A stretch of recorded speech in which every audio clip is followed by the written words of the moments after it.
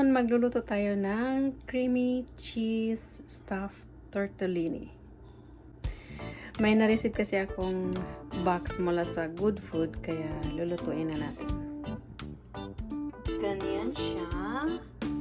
Creamy cheese stuffed tortellini. Tortellini pala. Tortellini. Tapos, ito yung mga ingredients.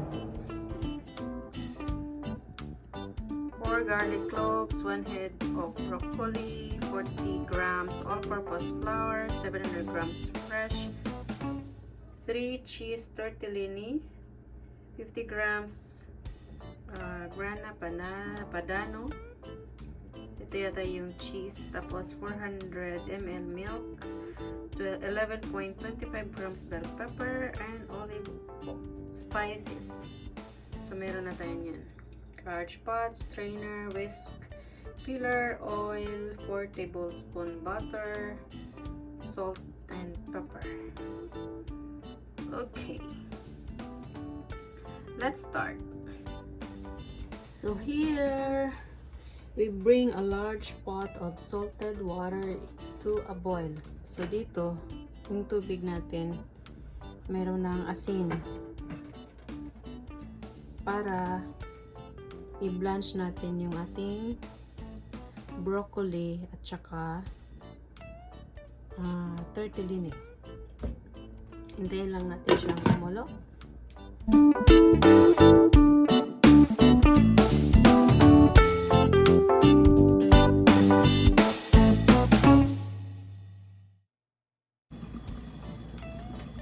Ayan, kumulo ng ating tubig. Lagyan natin ng oil para wag mag-stick yung ating lulutuin. Konting oil.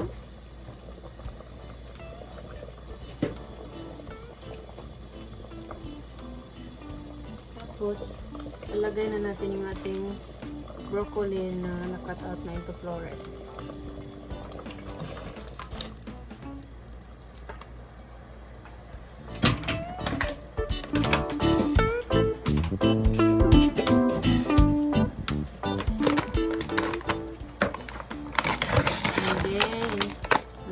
Tortellini na 700 grams.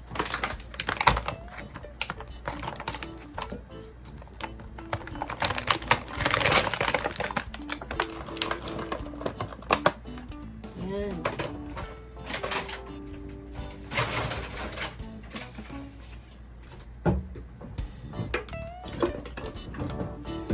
Stir lang natin occasionally.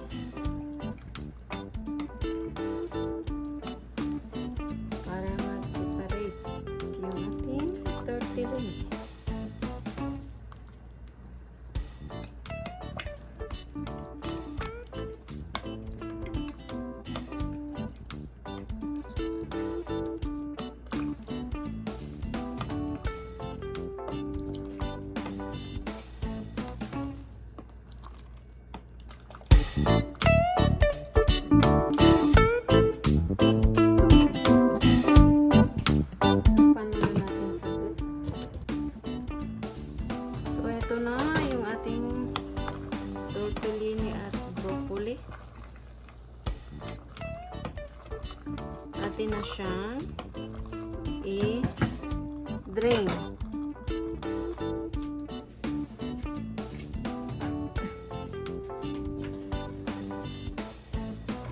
I-drain natin. Reserve tayo ng 1.5 cup ng ating pinagkuluan para sa sauce mamaya. Okay, meanwhile, ating i-drain ito.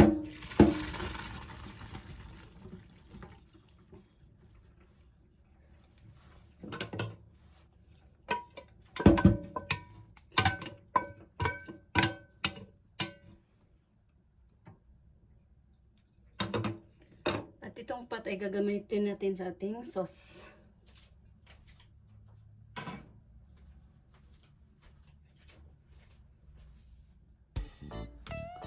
Okay. So, using the same pot na pinagkuluan natin ng ating broccoli at pasta, tortellini, itong 40 tablespoon of butter. Yan. Gagamitin natin para sa pag-saute ng ating garlic.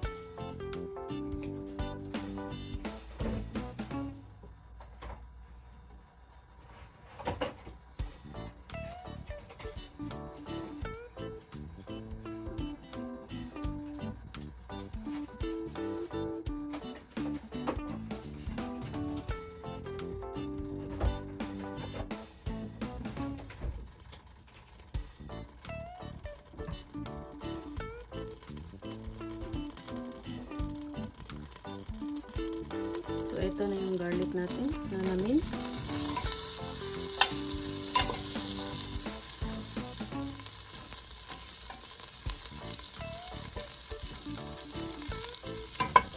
Let the butter melt.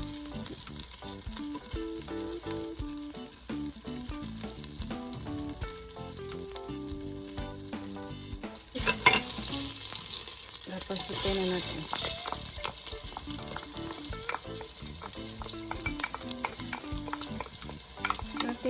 Garlic.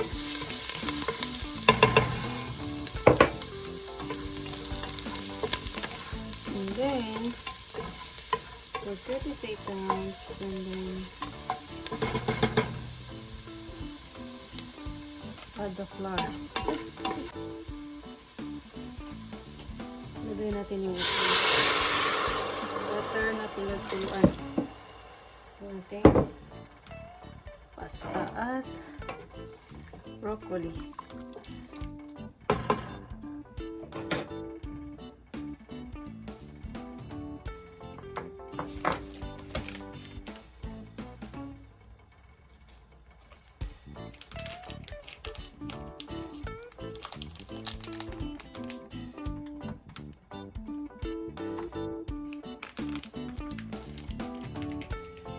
Tapos i-add na natin yung ating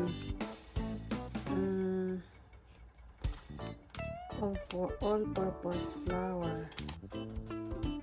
So yung ating flour, tinutunaw lang natin dito. Tapos ilalagay na natin. Tapos in low fire tayo, ha.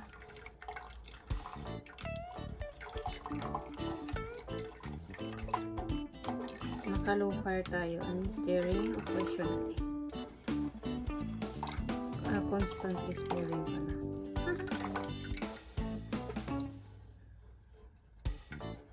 Yan.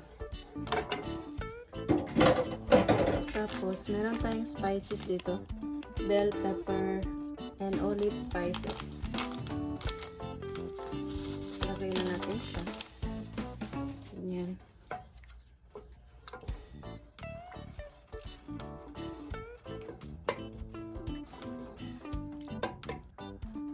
And then, ilalagay na natin yung ating 400 ml milk.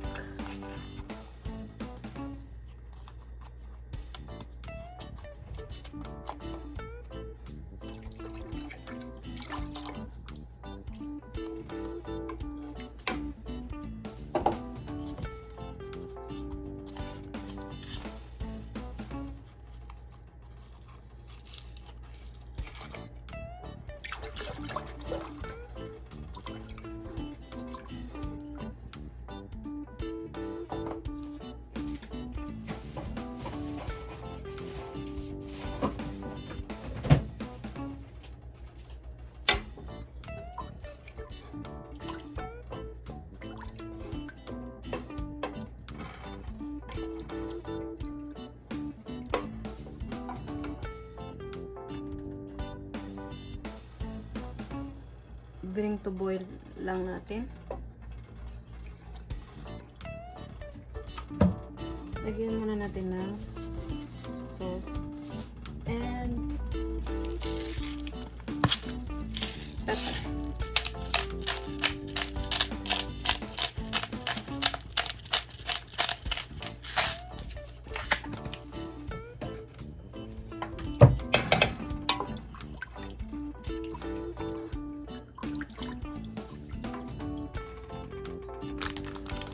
Then, ilalagay na natin ang ating cheese.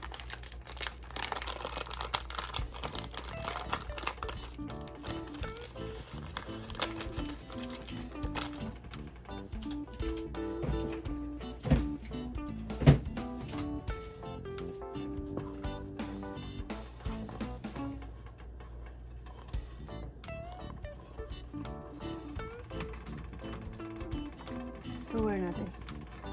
Para mag-simmer.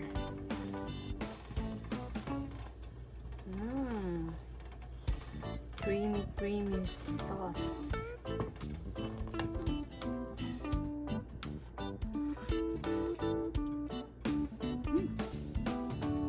Sarap.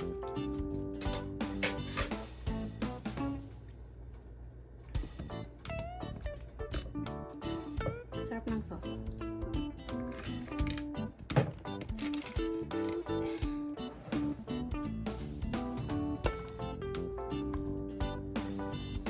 Then,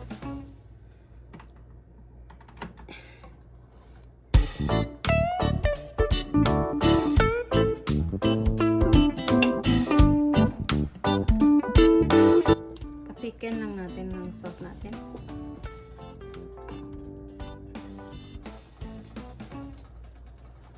Ayun, nag-creamy na ang ating sauce. Creamy na siya. Lalagay na natin yung pasta. Here. This.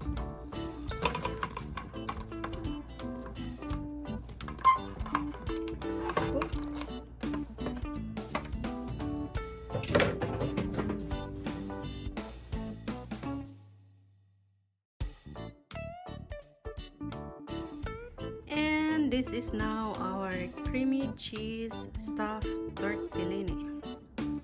Let's try.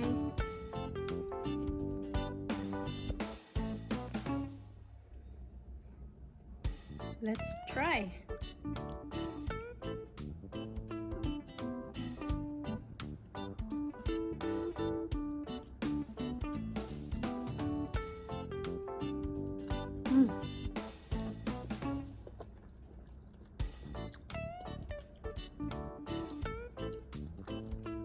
Creamy siya. Masarap. Try nyo.